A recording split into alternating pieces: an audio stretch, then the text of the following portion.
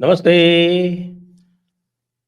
आप सभी से अनुरोध है कि कृपया हमारे चैनल को सब्सक्राइब करें, वीडियो को लाइक करें, शेयर करें, हमारे आपण मर्चेंडाइज़ स्टोर पर विज़िट करें और हमारे जयपुर डायलॉग्स डेक्कन समिट पुणे 8 फरवरी के आयोजन में रजिस्टर कराने के लिए आप जाएँ नीचे डिस्क्रिप्शन में और वहाँ पर लिंक दिया हुआ है, उस पर क्लिक करके रजिस्टर करवा सकते हैं। देखिए साहब, आपको सवेरे मैंने आज बताया था कि कंगला देश जो है, उसके साथ के क्या-क्या हादसे हो रहे हैं। अब कंगले के साथ में जो मिलेगा, उसका भी वही हाल होगा, ये बिल्कुल पक्की बात है। यानी भारत के साथ जो भी पंगे कर रहा है, उसका क्या हाल हो रहा है, आप सबके सामने है। यहाँ तक कि जो बिग डैडी है यानी चीन, उसका भी हाल आपने देखा। अब लेटेस्ट ये है साहब कि वो शहबाज शरीफ साहब जो थे, उनसे हमारा कंगलू जो था, वो हेल्प माँगने गया था। तो वो हेल्प हुई या नहीं हुई, हमने तो सुना कि भई पाकिस्तान ने उनसे पैसे माँग लिए, कि भई पैसे दे दो तो हम तुम्हारी मदद कर देंगे, हम अपनी सेना भेज देंगे और वो अराकान आर्मी से लड़ लेगी। लेकिन इधर देखो क्या हुआ।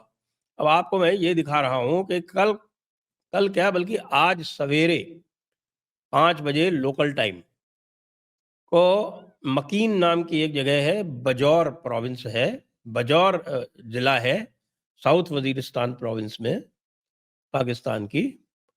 वहाँ पर टीटीपी ने हमला किया। अब टीटीपी और तालिबान तो एक ही हैं, आपको पता है। तो टीटीपी ने हमला किया और टीटीपी का क्लेम है कि 35, जी हाँ, 35, आपको पता है ना कि जब हमारे 20 मार दिए थे चाइनीज़ ने, तो हमने उनके 40 मारे थे और 40 मारने के बाद हमने वहाँ पर 50,000 और सैनिक भेज के और चाइना की ऐसी नाक में नकेल डाली कि आखिरकार चाइना को पीछे हटना पड़ा। लेकिन यहाँ इनके 35 आज मारे गए हैं। मैं आपको दिखाता हूँ मैप पर। आप देखें ये मैप जो है ये दिखा रहा है कि ये कौन-सी लोकेशन है। ये है जहाँ पर आप पेशावर और क्वेटा के बीच में, तो ये आपको मैं दिखा रहा हूँ मैप के ऊपर। आपको जो लाल निशान दिख रहा है उसको देखिए, वो पाकिस्तान का ये नक्शा है। और वो जो ऊपर जो चोंच निकल रही है, वो इलाका है पार चिनार का, जिसको खुर्रम एजेंसी कहते हैं, और ये जो है बजौर इलाका है। इस बजौर इलाके में 35 35 35 35 Pakistani soldiers have been killed and another 16 are badly critically injured. अब आप बताओ कि अभी तक कुल मिला के इस पाकिस्तानी आर्मी के साल भर में 1200 से ऊपर इनके सोल्जर्स जो हैं वो मारे जा चुके हैं। लेकिन ये कुछ भी नहीं कर पा रहे हैं। ये जा रहे हैं किसको कह रहे हैं कि भई हम बांग्लादेश को मदद कर देंगे। बांग्लादेश को भी बड़ी उम्मीद थी कि साहब बांग्लादेश को मदद करेंगे, तभी ये खबर आ गई कि साहब के 35 तो यहाँ मारे गए। रोज़ाना मारे जा रहे हैं। इनके पूरे के पूरे इलाके जो हैं वो इनके हाथ से जा चुके हैं। और आपको मैं अगर दिखाऊँ तो ये जो ये आप देख रहे हैं इधर, ये नीचे जहाँ पर मैं कर्सर चला रहा हूँ, ये जो क्षेत्र है, ये बलूचिस्तान का क्षेत्र है, ये लगभग इनके हाथ से जा चुका है। इसमें 2-4 जगहों पर जो इनके कैंट्स वगैरह हैं या ये इनकी जो राजधानी है, ये क्वेटा, इसको अगर आप छोड़ दें और 1-2 यहाँ तुर्बत-उर्बत एरिया है, यहाँ को छोड़ दें, ये तुर्बत है। तो इनमें भी ये कैंटोनमेंट में महफूज़ है, बाकी सब पूरा ये इनके हाथ से जा चुका है। तो मैं सोच रहा हूँ कि इसके ऊपर मैं ये डिक्लेरेशन कर दूँ कि भाई पाकिस्तान मियाँ, अब तुम्हारी फुर्सत हो गई और कम से कम ये जो क्षेत्र हैं वज़ीरिस्तान और बलूचिस्तान, ये तो अब तुम्हारे हाथ से जा चुके हैं। पाकिस्तान के टुकड़े हो गए, पाकिस्तान के 3 टुकड़े मुकम्मल। जी, मैं यह आज घोषणा कर रहा हूँ कि पाकिस्तान के 3 टुकड़े तो मुकम्मल हो गए। यानी बलूचिस्तान ये अलग हो चुका है और नॉर्थ ईस्ट फ्रंटियर पूरा तो नहीं, लेकिन जो उसका वज़ीरिस्तान इलाका है, जो मैंने आपको अभी मैप में दिखाया,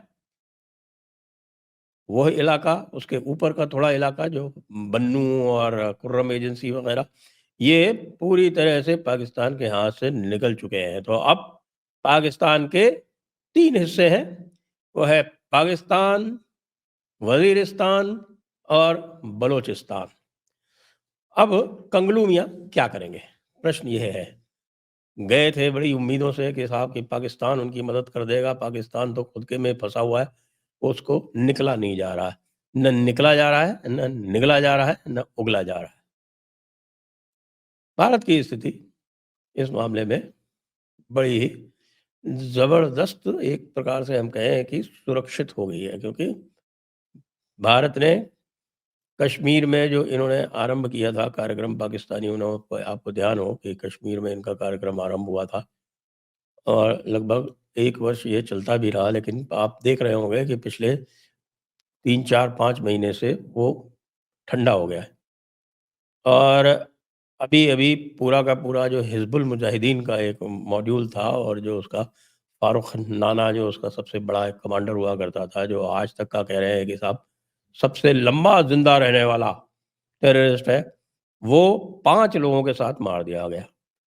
अब कश्मीर में एक साथ 5 टेररिस्ट मारे जाना बहुत बड़ी घटना है। देखिए, कश्मीर में टेररिस्ट ने अपना एक एसओपी बना रखा था और वो एसओपी था कि भैया वो 2-3 से ज़्यादा के ग्रुप में मूव नहीं करेंगे।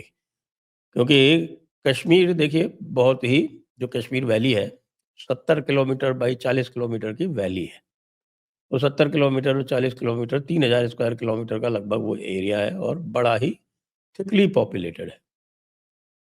आप ये समझ लीजिए कि इतना थिकली पॉपुलेटेड है जितना कि आप उत्तर प्रदेश में जब आप जाएँगे और गाँवों में देखेंगे तो जितने उत्तर प्रदेश के गाँव थिकली पॉपुलेटेड है, वैसा ही थिकली पॉपुलेटेड वो पूरा एरिया है। उस थिकली पॉपुलेटेड में अगर बड़ी संख्या में लोग चलते हैं तो तुरंत संदेह हो जाता है। और क्योंकि वहाँ पर आप देखिए नेटवर्क बहुत स्ट्रॉन्ग है, इंटेलिजेंस नेटवर्क, तो तुरंत खबर मिल जाती है और बड़ी संख्या में होते हैं तो पकड़े भी आसानी से जाते हैं। तो टेररिस्ट ने काफ़ी समय पहले, बल्कि आप समझ लीजिए कि आज से लगभग 20 वर्ष पहले उन्होंने ये अपना एक सिस्टम बनाया था कि भैया 2-3 से ज़्यादा के ग्रुप में नहीं चलेंगे। Minimum 2 maximum 3। तो अगर वहाँ अचानक 5 लोग मिल गए और 5 लोगों को एक साथ ढेर कर दिया सेना ने, तो इसका अर्थ ये है कि 5 लोग मिलके कोई बड़ी साज़िश कर रहे थे। 5 लोग तभी होते हैं जब 2 मॉड्यूल या 3 मॉड्यूल एक साथ मिलते हैं और उसके बाद फिर वो कुछ प्लानिंग आगे की करते हैं। तो चीन निपट गया। निपट क्या गया? पीछे हट गया, तो निपट ही गया। जिस उद्देश्य से आया था, वो उद्देश्य तो सफल नहीं ही हुआ। बल्कि जो 4 साल में उन्होंने लगभग अपने भी कोई 500 सैनिक गँवा दिए। 500 सैनिक गँवाना वहाँ चीन में एक बहुत बड़ी दुर्घटना है, क्योंकि 500 सैनिक गँवाने का मतलब होता है कि वहाँ 500 परिवार पूरी तरह से समाप्त हो गए और 500 परिवार यदि समाप्त हो गए, तो वहाँ पे बहुत बड़ा ब्लो बैक और बैकलैश हो रहा है, क्योंकि इन लोगों ने अमेरिका के कहने में और अपनी मूर्खता में वन चाइल्ड फैमिली शुरू कर दी थी। तो वन चाइल्ड फैमिली अगर यदि होगी, तो भई कौन अपने पुत्र को, और वो भी वन चाइल्ड फैमिली में अ, चाइनीज़ का जो एक पैशन है, जैसे ज़्यादातर एशियन कम्युनिटीज़ में है कि वो लड़का प्रेफ़र करते हैं, तो उस लड़के के प्रेफ़रेंस के कारण यदि एक लड़का है, तो उसको कौन भेजेगा सेना में? तो इसलिए उनको कॉन्स्क्रिप्शन करना पड़ा, यानी ज़बरदस्ती forceful service in the military, और forceful service in the military के अपने कॉन्सिक्वेंसेस होते हैं। इसलिए उनको तो इन सोसाइटल कारणों से, उनकी इनकैपेबिलिटी के कारण से, कॉन्स्क्रिप्शन के कारण से और इस इन सारे कारणों से और भारत के एक ज़बरदस्त मिलिट्री के कारण से उनको पीछे हटना पड़ा।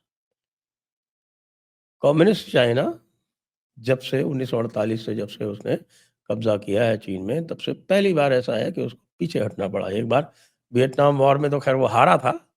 उसके बाद से पहली बार हुआ है कि अब उसको पीछे हटना पड़ा, इसको भी लोग हार के रूप में ही देख रहे हैं। पाकिस्तान को अपनी सेनाओं को हटाना पड़ा है, भारत के बॉर्डर से। क्यों? क्योंकि वो एंगेज हो गया है अपने वेस्टर्न बॉर्डर पे।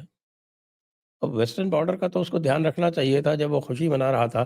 जैसे अभी उसने खुशी मनाई कि साहब बांग्लादेश जो है वो हमारे वापस स्फीयर में आ गया है, ईस्ट पाकिस्तान बनेगा, बांग्लादेश बनेगा पाकिस्तान, उस उम्मीद में थे। तो पता चला उधर से तो तालिबान और टीटीपी ने ठोक रखा है। फँस गए बच्चा। याद करें, ब्रिटिश इंडिया का 90% डिप्लॉयमेंट इन्हीं क्षेत्रों में हुआ करता था। वो जो सारागढ़ी बैटल जिसके ऊपर फ़िल्म भी बनी थी, अक्षय कुमार वाली, वो सारागढ़ी की बैटल भी इन्हीं क्षेत्रों में हुई थी। ये बड़ा ही रेस्टलेस टाइप का इलाका है और यहाँ के लोग जो हैं वो मरने-मारने में ही विश्वास रखते हैं, यहाँ का कल्चर है, मरना-मारना। बच्चा जब से पैदा होता है तो बंदूक की आवाज़ सुन के ही बड़ा होता है और बंदूक लेके ही खड़ा होता है। तो इसलिए पाकिस्तान को भी अब अपनी 50% आर्मी का डिप्लॉयमेंट इधर करना पड़ रहा है। तो भाई, टू फ्रंट में तो तुम ही फँस गए। चाइना ने अपना हाथ खींच लिया कि भैया हमें कुछ नहीं करना, हमने तो हाथ मिला लिए भारत से। और कंगलू जो माँगने गए थे, अब वही उनको मिला क्या वो तो पता नहीं। हाँ, खोया है सब कुछ, इज़्ज़त खोया है अपनी। 1971 के लिए पहले तो बांग्लादेश कहता था पाकिस्तान से तुम माफ़ी माँगो, और ये भाईजान जाके 1971 के लिए खुद ही माफ़ी माँगे हैं कि भाई हमने आपके साथ बड़ा बुरा किया और हमने आपके ऊपर जो है वो बहुत जुल्म किया कि हमने आपको ईस्ट पाकिस्तान से भगा दिया और आप आइए, हम अब आपसे दोस्ती करना चाहते हैं। तो ये जो नए दोस्त मिले थे, उनको जो पुराने दोस्त थे यानी तालिबान और पाकिस्तान, उनकी लड़ाई ने उलझा दिया। फँस गए बच्चा भारत से पंगा लेकर। जय हिंद, जय भारत, वंदे मातरम।